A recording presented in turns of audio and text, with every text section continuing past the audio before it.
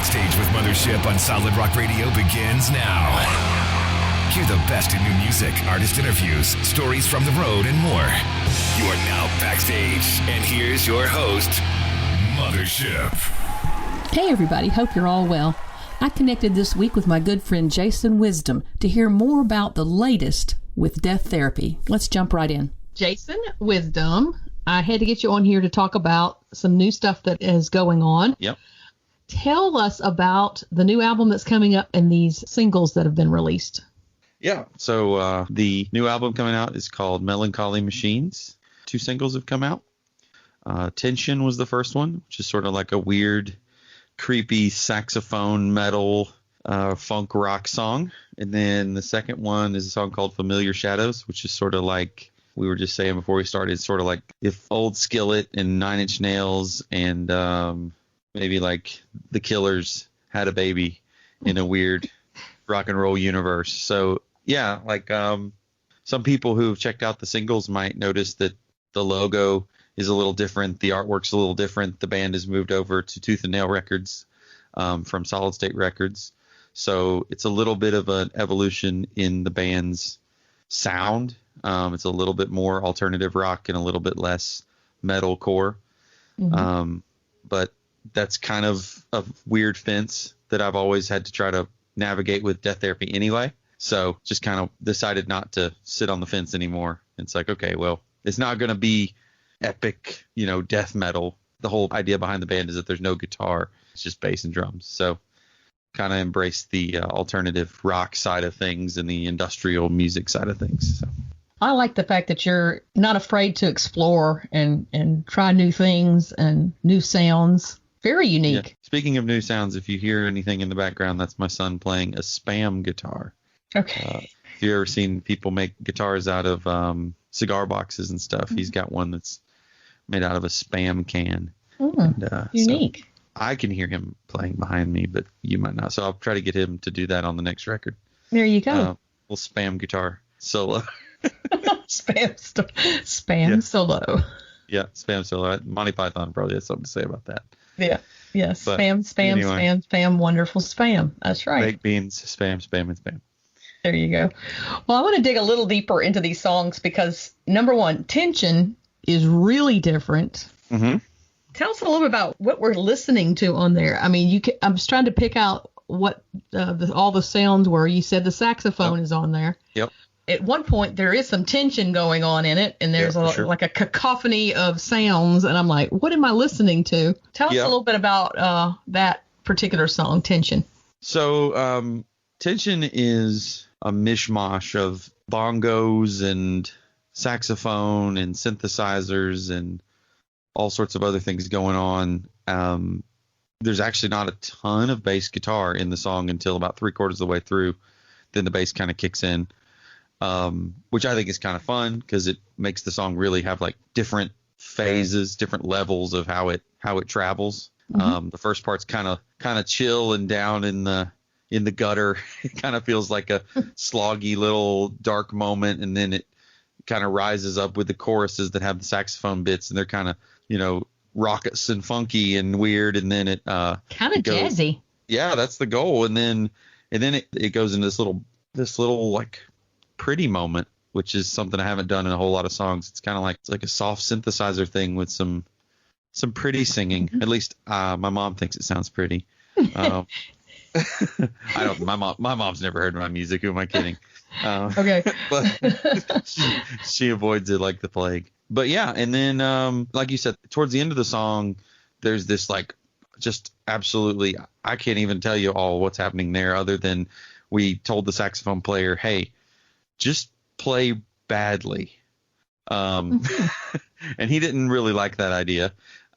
He argued profusely with the producer about not wanting to play badly. And the producer said, oh, just do it. It'll turn out cool because I'm going to put it in this like crazy tense part, Yes. And so if somebody goes back and listens to that part now, they'll probably certainly hear all the little bleeps and bloops and squawks on the saxophone that are trust me, the guy playing the saxophone was very good. So he had to work hard to make it sound bad.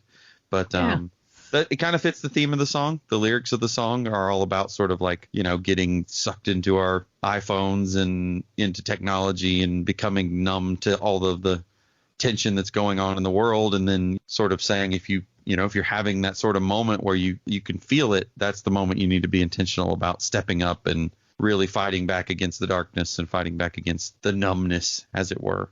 So sort of a call to action song. Very nice. Tell us more about Familiar Shadows. Now, it's completely different. Yeah. Yeah. I mean, I guess if a person is familiar with a band like, and no pun intended, Familiar Shadows, if a person is familiar with like Trent Reznor, Nine Inch Nails, kind of thing, he tends to be a little all over the place, and it will incorporate, weird sounds. And so I would say that Tension is like a later experimental Trent Reznor, Nine Inch Nails kind of song, whereas Familiar Shadows is a more just like back when Nine Inch Nails was an alternative rock kind of band song. Not that we were modeling everything after that. Since the two songs have come out, a lot of people have made those comparisons. They've said, oh, well, this reminds me of this. And I'm like, oh, well, some of it's actually a surprise to me. We were thinking of a lot of other things. That part in Tension, to go back to that for a second, that's got all the crazy saxophone stuff in it, that comes from like a Radiohead song that we were thinking of, and had nothing to do with hard rock, Nine Inch Nails kind of stuff. But anyhow, Familiar Shadows is just like a straight up rock and roll song. Big fuzzy bass guitar, no different from any other Death Therapy song, but it ends with this like building chant. Feel the chains begin to break, live to fight another day. And the tagline, I guess, is though all the shadows know your name, light remains. And it's basically a song written to someone who just feels overcome by depression or suicidal thoughts or anxiety or whatever, and basically saying, let's take it one day at a time. You can fight one more day. You can live to fight another day. And the song is written from the perspective of someone who's reaching out to that person, saying, you are not alone, in the chorus. Remember that you're not alone and take my hand.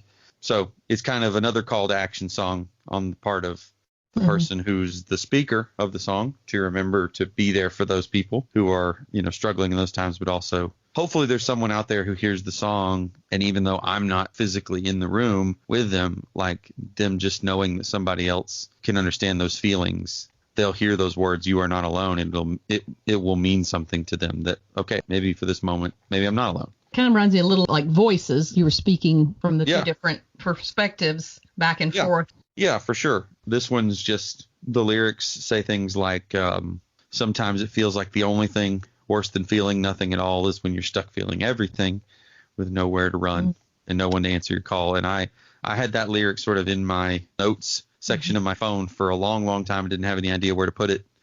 As a matter of fact, I had the song lyric recorded on my computer with a click track, but no music. So I had recorded almost all the vocals to the song. I didn't know what the music was going to be. I was like, I just have to record this lyrical idea, that I have. And so, yeah, it's a little bit of a heavy theme, but then it ends with sort of a uplifting vibe. Yeah, I think that'll resonate with a lot of folks. I hope so. Backstage with Mothership returns after this. Miller Express LLC is a Solid Rock Radio business ministry partner specializing in delivery, setup, and relocation of storage buildings. More info by calling 803-300-7594. You're listening to Backstage with Mothership on Solid Rock Radio. What else do we have to expect from this album? We've got two kind of different directions. What are we going to look for in the rest of the album? There's a lot of variety. So the next single will be coming out on the 21st of May, not long from now. And it's actually the title track from the record, Melancholy Machines. And we've shot a music video for that song. So I think that song will be one that we hope connects with a lot of people and resonates with a lot of folks. It's actually I'm a little worried, to be honest. It's a very, very chill song. It's not heavy at all. And I still think it has a little bit of that dark vibe. I would say it's more like an indie rock song than it is a metal song. So we'll see how people take it. Hopefully not too many people will bail out and be like, ooh, I want screaming. That's been one of those just weird things with Death Therapy. It's sort of like I came from a band before this that was an only screaming band, basically, death metal band. And then coming to this band, I was sort of like, well, how much of that do I keep and how much of that do I get rid of? And I think some of that had to do with my own insecurities. So I just sort of leaned. The first album's mostly screaming, just a little bit of singing, but I was kind of like, I'm not sure I can sing. Second record, I tried to sing about half of the time, but the rest of the time was screaming. And this record, I was like, you know what? Let's just try to sing. Maybe I can do it. And I feel like I can. So I feel like you can too. Well, you haven't heard the other song. No, I'm just kidding. No. So the next song coming out is a soft one, Melancholy Machines. But then on release day, I think we're releasing another song, which has got one of the heaviest riffs I've ever written. Super cool, big, nasty, heavy, riffy kind of song. And then I'm looking at the track listing right now. There's a song on the record called The Silence of God, which actually has guest vocal appearance by Dawn Michelle of Fireflight. And she did an awesome job. Because it's not a single, I haven't really had an opportunity to promote that song and tell people, hey, go check this out. And the reason it's not a single is because it's like an orchestral piece that we're singing over top of. So that's even more outside the box. Who knows how that one's going to go over. But I think it's really powerful. It's kind of like a cover song. Cover songs, I think, usually have some remnant of the original in them. This one's more like I took lyrics from a song by Andrew Peterson and adapted it into a totally different thing. So, yeah, Dawn Michelle did an amazing job on that song. Well, she has a fantastic voice. Yeah, she's amazing. And Josiah Prince helped us record that from Disciple. It should turn out good. There's a song on here called Bullet Holes that I think is totally would fit in on either one of the first two albums. A song called Bad Day to Die, which totally sounds like the first record. Flammable Animals has got this big, gnarly, nasty, like Jack White kind of sounding riff. So all I'm trying to say is I think if people are not used to listening to albums, they need to get used to listening to albums because I deliver albums that are meant to be listened to from beginning to end. Mm-hmm. I'm old school that way too. Yeah, I'm in the almost 40 age group where I'd still like to sit down and listen to whole albums and get the feel of what is the journey the band's trying to take me on, not just what's the single, you know. So I do like singles. A lot of times it turns out that my favorite songs are the singles that the band puts out, you know. But I also love to just discover an album. So this is an album that I think people will, if they'll go for the ride, they'll really enjoy it. Nice. The artwork on this album is very different. Who is the artist? And tell us a little bit about it. Yeah, the artwork is a little different, but the artist is not different. The artwork is by Ryan Clark of Demon Hunter, Invisible Creature artwork. So basically, I've had this thing where I can just usually send him the music and say, why don't you listen to it and see what comes out, you know, see what pops into your head, because he's great like that. I don't know of a better album artwork person than Ryan. So, yeah, I can't say enough good things about what he did with it. The artwork, it's like a composite, almost like a robotic looking collage of different images, which I think totally fits what we've been talking about with the vibe of the album. The album's sort of like a mishmash of different sounds and things going this way and going that way, but it all makes a familiar face, like the album artwork. And I think that some people who've listened to the singles so far have said things like, oh, I didn't know what to expect, and this is not what I expected, but I like it, and still sounds like Death Therapy.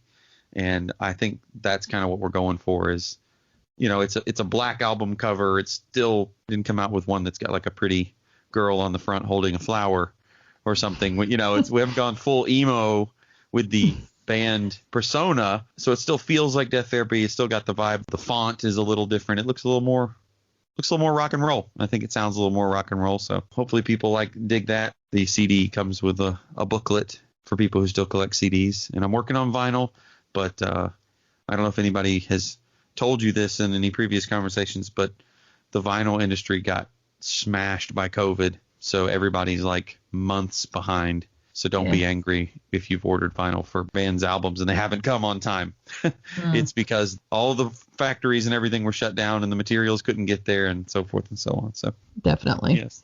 Would you say that this is your favorite project? I'm a little bit of a weird personality in the way I put so much time and effort into each album and each song that when I'm done with it, I sort of have to disconnect and step away from it. Otherwise, I'll never finish it and I'll never be content with it and I'll never put it down.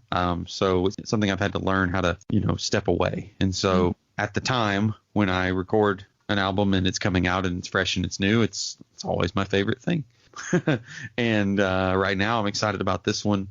Every time a new single is about to come out, I have to like spend the whole day before it comes out listening to it 50 times. It's almost like I'm trying to make sure it doesn't suck before it comes out. And always that insecurity thing. Even though I can't do anything about it at that point, it's too late. It's already coming out, and it's actually already tomorrow in New Zealand. So those people already can hear it. I can't stop it, you know. It's too late. It makes my brain feel a little bit better to listen to it again. It's sort of just, it's almost like I can, you know, re-engage with the excitement over it. So yeah, I mean, I'm really proud of all three of the records and the instrumental EP that I've done for Death Therapy so far. My favorite project I've ever worked on probably was the third Becoming the Archetype album, which was in 2008. We got a chance to record with a very famous musician and producer named Devin Townsend. We traveled to Canada off the coast of Vancouver for that, and it was just mind-blowing experience working with a huge producer and going to a beautiful place that I've never been before and spending weeks and weeks. This album was done during COVID for the most part, so there were no beautiful destinations to be traveled to, and it was just, you know, mainly just working on the computer and going down to the studio and meeting up with Nate Washburn, who we did this record together. Nate from band My Epic, and he's super great. And nice guy. Yeah, nice dude. And yeah, we had a lot of fun writing this, crafting it, sort of try and just have fun. So yeah, it was fun.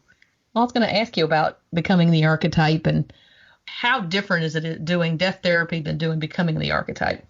Oh, it's different. I mean, there was a intentionally different decision that I made when I started Death Therapy. You know, Becoming the Archetype is a technical death metal band. And so there's a different way to approach that type of thing. You know, you write the music very mathematically for the most part.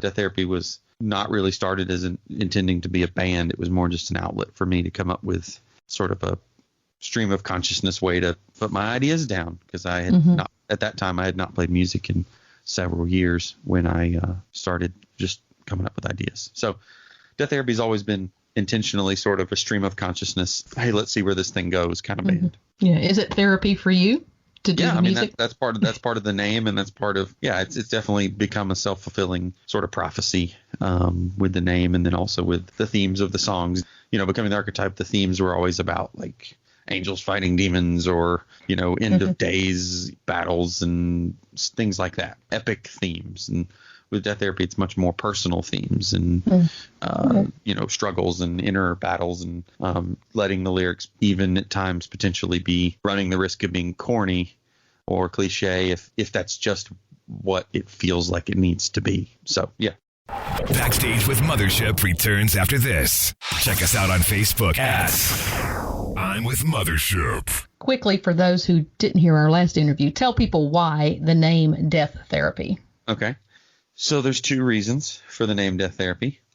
The first reason is that there is an old Bill Murray movie called What About Bob that is from the 90s. And in the movie, his therapist sort of snaps and takes him out into the woods and ties him up with bombs and stuff on him. And the joke is that, what is this, some kind of death therapy? And I thought to myself, there needs to be a band named Death Therapy. But I couldn't be content to name a band something entirely off of that. So I, you know, spent some time thinking about, well, what else could that mean? And that's really become more the crux of what the band means. Because, I mean, even just what I explained, you know, it takes me 2 minutes to explain, and it's a movie that most people have not seen. So especially if they're under 30. It's a great movie, though, by the way. Richard Dreyfuss should have won an Oscar for that. But the more important meaning is Death Therapy has to do with this sort of paradox of how in Christianity we believe that life ultimately comes through death, not just through the death and resurrection of Christ. Jesus himself, he talks about a seed dying, which is not a literal death of the seed, but dying to, you know, transform into what it grows into. There's the death of self, you know, you have to die to yourself, die to your flesh. All these themes are throughout the scripture, especially the New Testament. And so the idea being what I need, the therapy that I need is to die to myself, to get myself out of the way, to let Christ live through me, and to deny myself every day. So that's what Death Therapy is about. Neither one of those explanations were meant to be spooky or scary sounding. Sometimes we'll play a Christian music festival that has a lot of other bands, like CCM type bands in the merchandise area, and people will walk by and see merchandise that says Death Therapy on it. And they're like, death, spooky. What are you guys? Why'd you name your band that? And it's like, all right, listen. There's a little bit of artistic license there. I mean, death, like I just explained, death in Scripture, I can make an argument that death is not supposed to be a spooky thing for us. Yeah, anyway. And they'd probably be surprised to know that you had a master's in theology and apologetics. Yeah. Oh, well, scary. Oh. Yeah, he's a spooky guy. I'm not scary at all. He is not scary, even though he tries to look scary. If you see me in a music video or in concert or in a band photo, then yes, I am very serious and scary all the time. That's just the game face. Mm-hmm. We all know. Don't try to get away. That's one of those things. Like I can't play the game the way the young bucks now play it. Like I've noticed, that a lot of the younger bands, like it's totally like there is no more of that like facade or whatever you want to call it. There's no more of the like, hey, we walk around always looking like a band. It's more of just like hey, why don't you follow us on Twitch and we play video games together and tell stupid jokes and make TikTok videos and be goofy. Like I come from the older school just by barely. I mean, I'm sort of in between. Yeah. I come from the older school where it's like, no. All business on the stage. Yeah. We're supposed to get on stage and be like serious, like we're not supposed to. But here's the thing. My favorite band of all time is Five Iron Frenzy. And I went and saw Five Iron Frenzy in concert so many times back in the day. And they were a ska band who only told jokes on stage. So I sort of shoot myself in the foot because I want to be serious on stage and I want to be serious in band photos and stuff. But then when people come to see us live, especially if it's a small concert, I end up telling silly, goofy jokes and dad jokes and stuff anyway, because I'm a dad and that's what we do. So that's right. What we do. But if it means that you will, so here's what I'm saying. If your decision to check out my music is based on you wanting me to be serious, then I am serious. But if you want me to be silly, then that's also true. That's Please biblical. Go check out my music. I will be all things to all people. Yep. That's exactly what I was thinking. Little Bible humor. Very little. If you could change anything about the music industry right now, what would it be? That is it's a hard question. I guess I would change that it's so oversaturated. I don't think there's really a problem with the streaming thing. I don't think there's really a problem with a lot of the way new stuff is done. I just think it's oversaturated. The bar is very, very low now for being able to record and put something out. And in some ways that's great.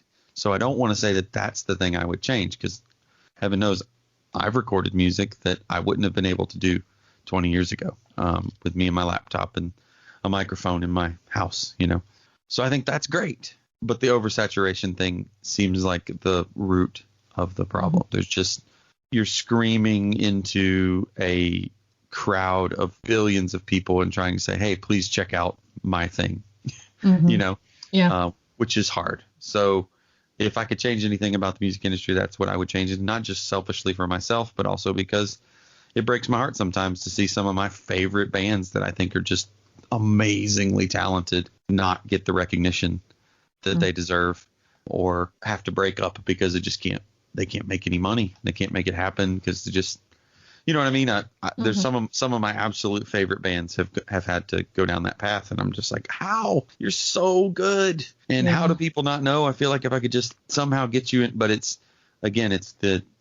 metaphorically like walking into a train station with a million people bustling around and trying to say, hey, but not just a million people bustling around. There's a million people and they all have guitars on and little amplifiers and they're all playing, trying to get each other's attention. Right. And then there's people wandering in the midst and you're trying to cut through and be like, hey, please check out my music, not the guy next to me who's also targeting you. And he's probably better at advertising, but just check mine out. And it's like, I don't got time for that. So that's the thing I would change somehow. And I don't know how that changes. I don't really see it going backwards, but maybe one day, I don't know. One of the good things about that if there's a good thing about that, is that a lot of fans are becoming more intimately connected with their favorite artists. So that goes back to the thing I said before about, taking band photos and looking serious and other things is, I come from a generation, and the people before me, I don't care about the food that the band is eating. I don't want to know what video games they like. I just want them to make music for me. And you know what I mean? That's why I jokingly tell people, I say, that's why a bunch of right-wing conservative people who grew up in the 90s love Rage Against the Machine, even though Rage Against the Machine is as far left-wing politically as you can possibly be. It's because back then we didn't care what your politics were. We would actually just actively ignore your politics in the song because we liked the music. And so what I'm saying is, on the one hand, I come from that, but I kind of think it's cool now how it's changed. And now people want to support what they really support. I guess what I'm saying is, so now I have I have a really strong little band of people, if you want to call it a fan club, fam club or whatever, of friends more so than fans who like Death Therapy. And I think they would listen to anything that I ever put out because they're more invested. Right. They're connected to it. Yeah. And I think a lot of bands are that way now. And that's kind of cool. That's actually probably the way that it has always been, except for this little weird window of time between 1950 and 2010. Prior to all of human history was, if you were an artist, you had to find people that wanted to invest in your art and liked your art, and you could play it for them or get them to commission a piece from you. So we had this little weird blip where people could just put songs on the radio and make millions of dollars. And surely some people are still making millions of dollars, but it's not me. So anyhow, I hear you. All right, man. Thank you so much. All right. See ya. Talk to you later. Bye-bye. Thank you for listening tonight. Stay tuned for more great music all night long. Be sure to check out my I'm With Mothership Facebook page and Solid Rock Radio's website. Follow the link under shows to Backstage with Mothership, which will have the links to my guests' social media accounts.